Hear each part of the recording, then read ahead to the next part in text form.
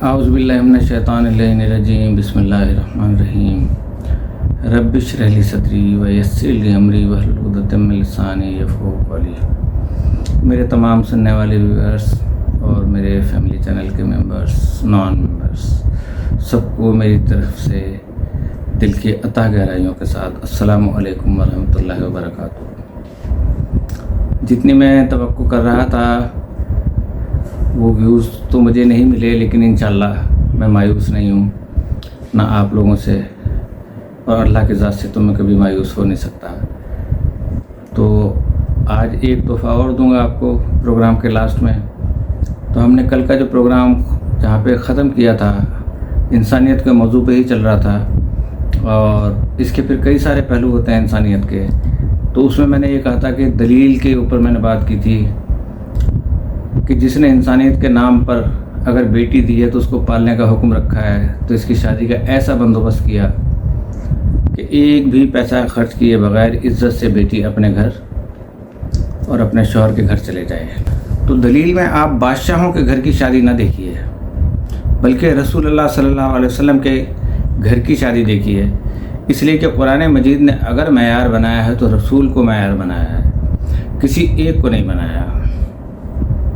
5 से 10 लाख रुपए हाल की बुकिंग के बिल्कुल इतने होंगे, बल्कि इससे ज़्यादा होंगे। 10 से 50 लाख तक अगर आप कोई होटल करेंगे तो उसके लगेंगे।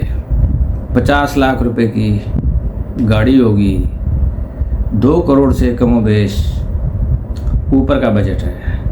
ये इस्लामी शादी नहीं है। इस्लामी शादी वो थी जो आपको मालूम है। ऐसा नहीं है कि आपको ख़बर ना हो, मालूम सबको है, लेकिन सियाने इतने हैं कि बताते नहीं हैं। जब हुक्म खुदा से हज़रत अली और जनाब फ़ातिमा ज़हरा सलामुल्लाह अलैहा की शादी तय हो गई, तो सरकार ने पूछा कि या अली, तुम्हारे पास माल और दुनिया में से क्या क्या है?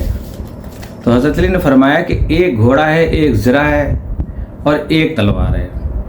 3 चीज़ें सामने रख दी। रसूल खुदा ने फरमाया, या अली, तलवार तो बहुत ज़रूरी है तुम्हारे लिए, अल्लाह की राह में जहाद करते हो, तलवार होगी तो लड़ोगे, तलवार नहीं होगी तो कैसे लड़ोगे? लिहाजा तलवार भी तुम अपने पास रखो।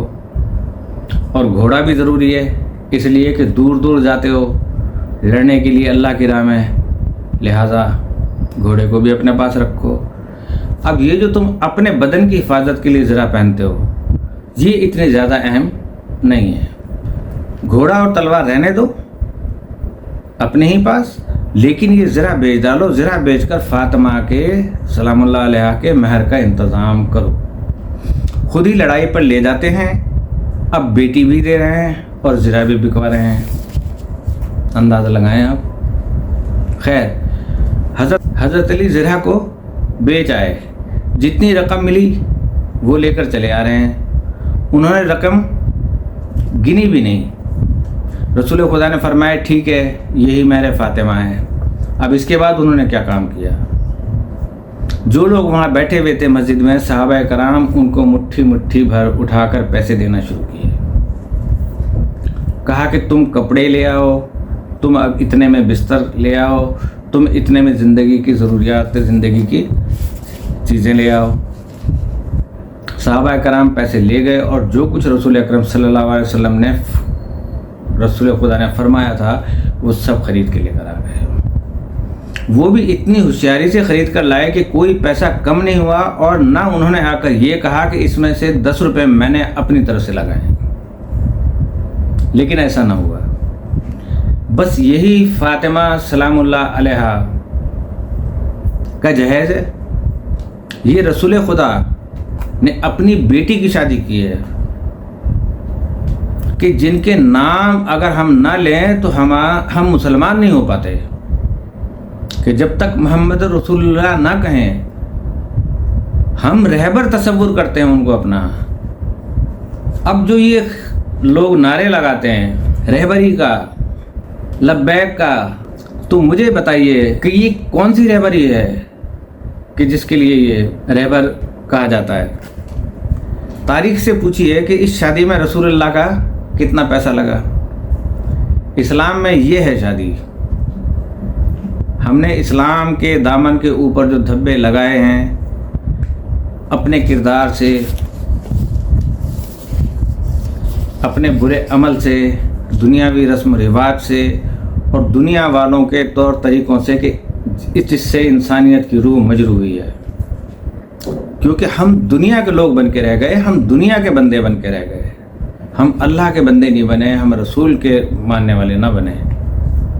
لکھ پتی، کروڑ پتی، مالدار لوگ جو ہیں ان کو پتہ نہیں لگتا مذہب تو غریبوں کے لیے آیا ہے، مذہب کمزوروں کے لیے آیا ہے، مذہب محتاجوں کے لیے آیا ہے، اور مذہب ان درد مندوں کے لیے آیا ہے کہ جن کے دکھ درد کا علاج کوئی نہیں ہے.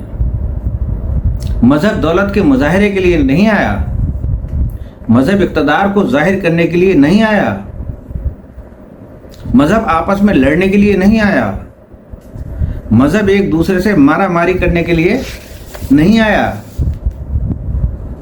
مسلمان جو ٹکڑوں میں بٹے ہوئے ہیں اور جو منتشر ہیں وہ کیسے متحد ہو سکتے ہیں؟ کیا طریقہ ہے اس کا؟ اب اس کے میرے پاس 2 فارمولے ہیں. میں بڑے ادب اور بڑے احترام سے، بڑی عزت سے، بغیر کسی تکلیف پہنچائے مسلمانوں میں اتحاد کا پہلا فارمولہ میرا یہ ہے کہ مسلمان ہونے کی بنیاد پر آپس میں میل جول سے رہیں، اچھے پڑوسیوں کی طرح رہیں، ایک دوسرے پر اعتراض نہ کریں، ایک دوسرے کو نقصان نہ پہنچائیں، ایک دوسرے کو تکلیف نہ دیں، ایک دوسرے کی جان و مال و عزت و آبرو کی حفاظت کریں. باقی جس کا جو نظریہ ہے وہ اپنے نظریے پر جیسے دل چاہتا ہے ویسے رہے، لیکن دوسرے کے نظریے پر تنقید نہ کرے. آپ جو اچھا سمجھتے ہیں ٹھیک ہے آپ کیجئے، ہم جو اچھا سمجھتے ہیں وہ ہم کریں، اور اسلام کی خدمت کے لیے ایک کامن ایجنڈا بنا لیجئے جس پر سب متحد ہوں، متفق ہوں، سب ایک ہوں کہ ہم خدا کے لیے یہ کریں گے تاکہ اللہ کی آواز دنیا تک پہنچے، ہم رسول کے لیے یہ کریں گے تاکہ رسول کا پیغام دنیا تک پہنچے، ہم اسلام کی خدمت یوں انجام دیں گے تاکہ اسلام کے چہرے کا حسن نمایاں ہو، اور اس طریقے سے اتحاد و اتفاق سے زندگی گزاریں. ایک فارمولہ تو یہ ہے کہ اس میں کیا کر رہا ہوں آپ میرے گھر کو نہ جھانکیے، آپ کیا کر رہے ہیں میں آپ کے گھر میں نہ جھانکوں، آپ کیسے نماز پڑھتے ہیں، آپ کیا کر رہے ہیں، آپ کا فعل ہے، جیسی بھی آپ نماز پڑھ رہے ہیں، جیسے آپ کو صحیح لگے آپ پڑھیں. ہمیں کوئی تنقید نہیں کرنی ایک دوسرے پر. جو ہم کہیں کہ ایسی نماز ہم قبول نہیں کریں گے، ہم کون ہوتے ہیں قبول کرنے والے؟ ہم کیسی نماز پڑھتے ہیں آپ کو اعتراض نہیں ہونا چاہیے. دونوں نمازیں اللہ تک پہنچ جائیں گی. اب اللہ کو اختیار ہے کہ دونوں قبول کر لے یا دونوں ریجیکٹ کرتے ہیں. کوئی قبول کرے کوئی نہ قبول کرے، یہ اس کا معاملہ ہے. ہم تو بتا سکتے ہیں کہ نماز یہ ہے، لیکن قبولیت جو ہے وہ ہمارا کام نہیں ہے، اللہ کا کام ہے. لہٰذا ہم اگر مولوی ہیں تو مولوی کی حد تک رہیں، اللہ نہ بن جائیں، اللہ بن کے فیصلہ نہ دیں. بس ہمیں اسی بات پہ ذرا سا اعتراض ہے کہ اعمال ہوں یا عقائد ہوں، ان کا قبول کرنے والا یا نہ قبول کرنے والا اللہ تعالیٰ ہے. لہٰذا یہ بہتر ہے کہ فیصلہ اسی پر چھوڑ دیا جائے کہ وہ ہمارے فیصلے کی اس کو ضرورت بھی نہیں ہے. اب ہماری نماز قبول ہے یا آپ کی نماز قبول ہے یہ اللہ جانے. دیکھیں جو بھی دل چاہے بات کیجیے. لوگ کہتے ہیں کہ جھگڑا ہو جاتا ہے، جھگڑا نہیں ہوتا. ہاں جھگڑا اس وقت ہوتا ہے کہ جب چیزوں کو کمپیئر کیا جاتا ہے. آپ میری بات سنتے ہیں، کون سا جھگڑا ہے؟ کوئی کسی اور کی سنتا ہے، اس میں جھگڑا کاہے کا ہے؟ جس کو جو اچھا لگتا ہے وہ سنتا ہے، اپنی اپنی پسند کی بات. لیکن اگر آپ ایک دوسرے سے کمپیئر کریں گے، ایک کے ماننے والے دوسرے سے جھگڑا کریں گے تو پھر مسئلہ تو کھڑا ہوگا.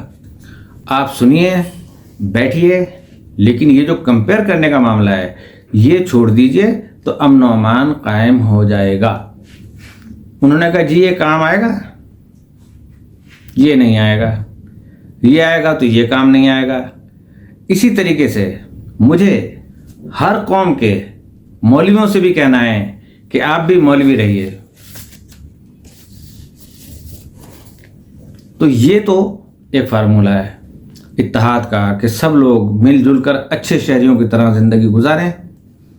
لیکن اس سے اگر کچھ زیادہ کی خواہش ہے تو اب آئیے ڈیٹیل میں. ہم آج گنتی کر کے نہیں بتا سکتے کہ اسلام میں کتنے ٹکڑے ہیں. بہت سے بڑے مشہور ہیں، بہت سے ایسے ہیں کہ جن کے متعلق ہمیں معلومات نہ ہوں یا کم ہوں یا بالکل نہ ہوں.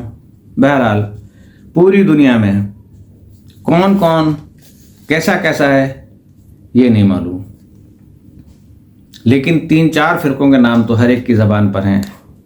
ہر ایک جانتا ہے یہ سب فرقے رسول اللہ صلی اللہ علیہ وسلم کی رحلت کے بعد بنے ہیں، پردہ پوشی کے بعد بنے ہیں. اب یہ تو کامن سینس کی بات ہے کہ آپ سمجھتے ہیں تو یہ سب فرقے رسول کی رحلت کے بعد بنے. جب سرکار موجود تھے اور مسجد نبوی میں آپ کے صحابی اور سب لوگ جمع تھے، اس وقت مسلمانوں میں کوئی فرقہ بندی نہیں تھی. نماز کیسی پڑھی جائے یہ بحث نہیں تھی، روزہ کس وقت کھولا جائے یہ بحث نہیں تھی، حج کیسے کیا جائے اس کا کوئی مسئلہ نہیں تھا، یا جو اور مسائل اسلامی میراث کے، نکاح کے، طلاق کے اور سینکڑوں مسائل، ان میں کوئی پریشانی نہیں تھی. سب لوگ ایک تھے، عقائد میں ایک تھے، اعمال میں ایک تھے، نظریات میں ایک تھے. جب رسول دنیا سے چلے گئے تو لوگ ٹکڑوں میں بٹنا شروع ہو گئے. آج 1400 برس کے بعد وہ دیوار جو رسول اللہ صلی اللہ علیہ وسلم کے زمانے میں ایک چٹان تھی جس کے اندر کوئی دراڑ نہیں تھی، ایک ہلکا سا نشان بھی نہیں تھا، آج اس میں جگہ جگہ سے دراڑیں دکھائی دے رہی ہیں. تو یہ اختلاف کیوں پیدا ہو گئے، اس پہ ہم کل بات کریں گے انشاءاللہ. اور آج آپ کو وہ گفٹ بھی دے دیں، اور ساتھ ہی ساتھ آپ یہ بھی سوچئے گا جو میں نے ابھی بتایا آپ کو کہ ان کے زمانے میں اگر سب ایک تھے تو بعد میں کیوں ٹکڑے ٹکڑے ہوئے. اس کا مقصد یہ ہے کہ وہ رسول کے ساتھ بیٹھتے تھے لیکن دل میں ان کے وہ چیز نہیں اترتی تھی کہ جب یہ چلے جائیں گے تو پھر ہم آئیں گے سامنے. آج کا تحفہ بہت نایاب ہے یہ بھی، الوہابو. الوہابو، ٹھیک. اس اسم کو کثرت کے ساتھ پڑھنے سے انسان کا فقر و فاقہ دور ہو جاتا ہے. وہب یہبو سے مبالغے کا صیغہ ہے. ہبا اور موہب بھی اسی سے ہیں. ہبا کے معنی کیا ہیں؟ ہبا بھی کہتے ہیں اسے کہ عطیہ، اور وہ بخشش ہے کہ جو بغیر کسی غرض، امید اور بغیر کسی معاوضے کے ہو، یعنی جس کو وہ عطیہ دیا جائے، عطیہ لینے کے لیے کوئی استحقاق نہ ہو کہ بھئی یہ مجھے کل واپس لوٹا دینا. جب عطیہ دے دیا، ہبا کر دیا تو کر دیا، نہ اس سے اس کا عوض لیا جائے، کیونکہ اگر دینے والا عطیہ کا عوض لے گا تو پھر وہ واہب نہیں بلکہ بائع کہلائے گا. بیم الف یہ اور عین، یعنی بیچنے والا یا سیل مین یا قرض دینے والا کہ میں نے بس دے دیا ہے کل کو میں لے لوں گا. اسی لیے قرآن پاک میں ارشاد ہوا ہے یہب لمن یشاء اناسن و یہب لمن یشاء الذکور، کہ وہ جسے چاہتا ہے لڑکیاں عطا کر دیتا ہے، جسے چاہتا ہے لڑکے عطا کر دیتا ہے. لیکن اس میں کوئی معاوضہ نہیں ہوتا، نہ دینے والے کی کوئی ذاتی غرض کار فرما ہوتی ہے. مفردات القرآن میں امام راغب نے اس کے معنی کرتے ہوئے فرمایا ہے کہ الہبۃ ان تجعل ملک لغیرک بغیر عوض، یعنی ہبا یہ ہے کہ تم اپنی مملوکہ چیز کسی غیر کو بلا معاوضہ دے دو کہ لے جاؤ۔ عموماً لوگ گھر تبدیل کرتے ہیں، بڑی قیمتی چیزیں ہوتی ہیں، وہ اپنے کسی نوکر کو دے دیتے ہیں کہ تم لے جاؤ صوفہ، میں نے تمہیں دے دیا۔ کوئی اور اچھا بیڈ ہوتا ہے، کسی غریب رشتہ دار کو دے دیا کہ تم لے جاؤ۔ تو یہ اسے کہتے ہیں ہبا کرنا، دے دینا اس کو۔ تو کسی چیز کو کسی غیر کو بلا معاوضہ دینا یہ ہبا ہے، ایسا کرنے والے کو واہب کہتے ہیں۔ ہمارا پروردگار ان معنوں میں یقیناً واہب ہے، کیونکہ دنیا میں جو کچھ ہے وہ سب اسی کا عطا کرتا ہے، اور اس پر اس نے اپنی مخلوق سے معاوضہ وصول نہیں فرمایا ہے۔ انہی معنوں میں قرآن کریم نے جا بجا وہب یا یہب کے الفاظ پروردگار کے لیے استعمال کیے ہیں، لیکن جب ہم قرآن کریم پر غور کرتے ہیں تو معلوم ہوتا ہے کہ اللہ تعالیٰ نے اپنے لیے اسی مصدر سے جو نام تجویز فرمایا ہے وہ الواہب نہیں ہے بلکہ الوہاب ہے، جو ہمیں متعدد حکمتوں کی طرف اشارہ کرتا ہے۔ واہب صرف بلا معاوضہ دینے والے کو کہتے ہیں، لیکن وہاب چونکہ مبالغے کا صیغہ ہے، اور مبالغے کے صیغے میں صرف کثرت مراد نہیں ہوتی بلکہ کبھی کبھی کثرت سے زیادہ کچھ اور بھی مراد ہوتا ہے۔ چنانچہ قرآن کریم میں کثرت کے ساتھ ساتھ اسے مزید بعض حکمتوں کے لیے بھی استعمال کیا گیا ہے۔ سورہ آل عمران کی آیت نمبر 7 میں وَالرَّاسِخُونَ فِي الْعِلْمِ کی دعا نقل فرمائی کہ وہ یہ دعا کرتے ہیں کہ یا اللہ ہمیں اپنے علم اور آگہی پر کوئی بھروسہ نہیں ہے، اس میں کبھی بھی بل آ سکتا ہے، کسی وقت بھی ٹیڑھا پن آ سکتا ہے، فکری کجروی سے کوئی بچنے کا دعویٰ نہیں کر سکتا، اس لیے ہماری آپ سے التجا ہے کہ آپ ہمیں صراط مستقیم پر قائم رکھیں، اور یہ درخواست ہم آپ سے اے پروردگار اس لیے کر رہے ہیں کہ وہ وہاب ہے، کہ وہ صرف بلا معاوضہ ہی نہیں دیتا بلکہ اتنی بلندی سے رحمت کا سلوک فرمایا ہے کہ جس میں انسان کی کاوشیں اس کا ساتھ چھوڑ جاتی ہیں، اسی طرح کسی ضرورت مند کو بلا معاوضہ اس کی ضرورت پوری کر دینا یقیناً ہبا ہے، اور ایسا کرنے والا واہب کہلائے گا۔ وہ ذات کہ جس کے اسماء مبارکہ میں سے ایک اسم پاک الوہاب ہے، وہ اپنے بندوں کے ساتھ بلکہ اپنی پوری کائنات کے ساتھ جو سلوک فرما رہی ہے وہ سراسر عطا اور بخشش پر مشتمل ہے، اور پھر وہ اس کثرت کے ساتھ فرما رہی ہے کہ جس میں صرف ضرورتیں ہی نہیں، وہ سب کچھ پورا ہو رہا ہے جس کا تصور کرنا بھی محال ہے اور مشکل ہے۔ پھر اس سے بھی فیضیاب ہونے والے کوئی ایک یا دو نہیں بلکہ کائنات کی وہ مخلوقات بھی ہیں جنہیں آج تک ہم جان بھی نہیں سکے۔ اسی ذات الوہاب سے التجا ہے کہ وہ اس امت کو جو اپنا سب کچھ لوٹا چکی ہے پھر اپنی ان بخششوں کے خزانوں سے اپنی اس خلقت کے مطابق عطا فرمائے جس کی آج اس کو ضرورت ہے، اور جس سے اس امت کی قسمت دوبارہ سمجھ سکتی ہے۔ اب اس کا فائدہ کیا ہے کہ جو شخص فقر و فاقہ میں گرفتار ہو وہ کثرت سے اس اسم کو پڑھے اور لکھ کر اپنے پاس رکھے، یا چاشت کی نماز کے آخری سجدے میں 40 مرتبہ یہ اسم پڑھا کرے تو اللہ تعالیٰ فقر و فاقے سے حیرت انگیز طریقے سے نجات عطا فرمائے گا، اور کوئی خاص حاجت درپیش ہو تو گھر یا مسجد کے صحن میں 3 بار سجدہ کر کے دعا کے لیے ہاتھ اٹھائے اور 100 مرتبہ یہ اسم مبارک پڑھے یا وہابو، انشاءاللہ تعالی حاجت پوری ہوگی۔ اسی کے ساتھ میں اجازت چاہتا ہوں اس دعا کے ساتھ کہ اللہ پاک ہم سب کی جان و مال و عزت و آبرو اور ایمان کی حفاظت فرمائے، اور ہمارے ملک کو، مملکت خدا داد پاکستان کو استحکام عطا فرمائے، اور جو اس کو عدم استحکام کر رہے ہیں ان کو نیست و نابود فرما، اور ہمارے جو کشمیری بھائی جہاں ظلم کا شکار ہیں اور جو فلسطین میں ظلم ہو رہا ہے ان کی غیبی مدد فرما۔ اسی کے ساتھ السلام علیکم ورحمۃ اللہ وبرکاتہ۔